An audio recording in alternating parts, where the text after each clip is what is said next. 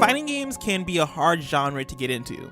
While playing online, very often you might find yourself being matched with players that seem to play at such a high level that it can overall be discouraging.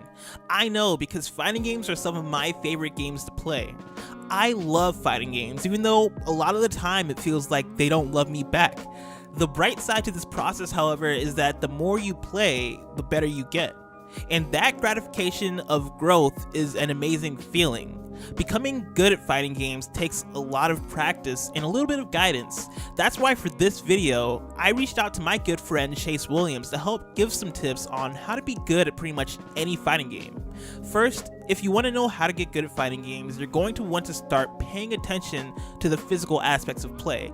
Chase, take it away. Head of Sociology and Scholar of Aesthetics, Graham Kirkpatrick describes the set of skills and perceptions needed to play games as a habitus. Right now, you've probably mastered the ability to get platinum trophies in linear games, slay every boss in Nioh, or cry in some melodramatic indie game.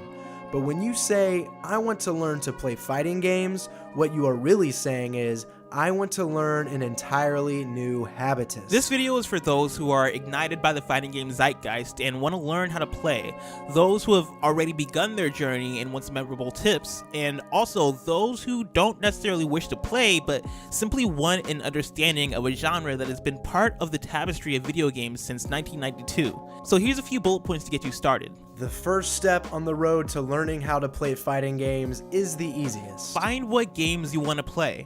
It's that simple. This genre has offered a litany of visually distinct titles that distinguish themselves in their systems, graphics, and music. Fighting games require patience, time, and practice, so you'll want to pick a game that you just can't get enough of, so the hours you spend staring and listening to it never become dull. There's some iconic soundtracks, themes, and stages out there, but my favorite expression of the genre's character is the costume designs, the choreography, and the animated flourishes. These visual flares have kept my imagination ticking for years, so pick a game you think is resplendently pretty, and find a character whose on-screen action blows you away. Remember, you're going to spend a lot of time with this game, so you don't want it to wear out its welcome. The next step is crucial. Learn to block. If anything, this genre teaches patience.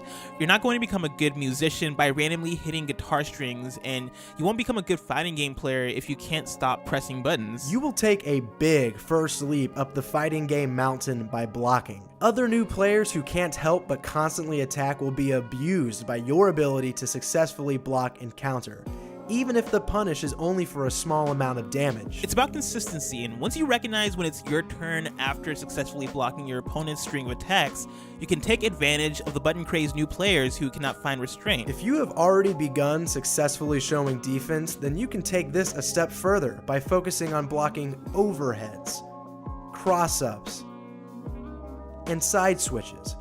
And guess what? There's a perfect place to practice that: the training room.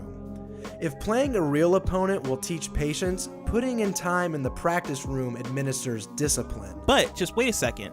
You can legitimately waste time in training mode, and you should remember that quantity of time spent in the dojo doesn't equate to sharpened skills. So before that training room loads up, make sure you're ready to practice with a goal. This means bringing focus. This means playing with a purpose. When you sit down to train for the day, have an objective.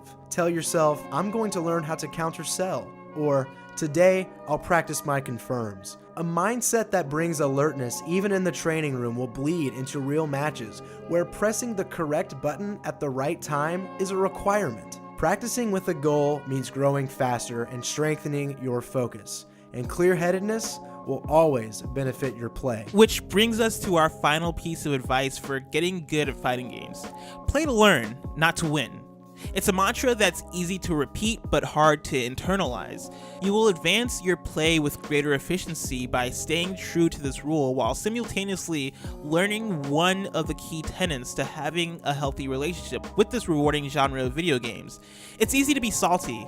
it's difficult to be reflective. Analyze your mistakes and learn from them, but also celebrate the moments when you perform what you had been practicing and training. Let those count as victories. Don't be driven by some superfluous ranking system or a win-loss ratio. Instead, endeavor to land 3 fireballs this round. Successfully block Kai's Greed Sever, or chain a combo into a super move. These types of attainable goals prove that you're growing far better than a win screen ever could. That's how this genre works. It's how fighting games have cemented themselves into the hands and minds of those who have dedicated themselves to them. That feeling of growth from conquering self-defined goals is powerful enough that many players have dedicated their life to their play and made it a profession. It's about personal growth, self-motivated achievement, patience, and discipline, virtues which translate outside of the games themselves and into the tenets of a good life. Find your game, find your character, find your routine, and then find your community.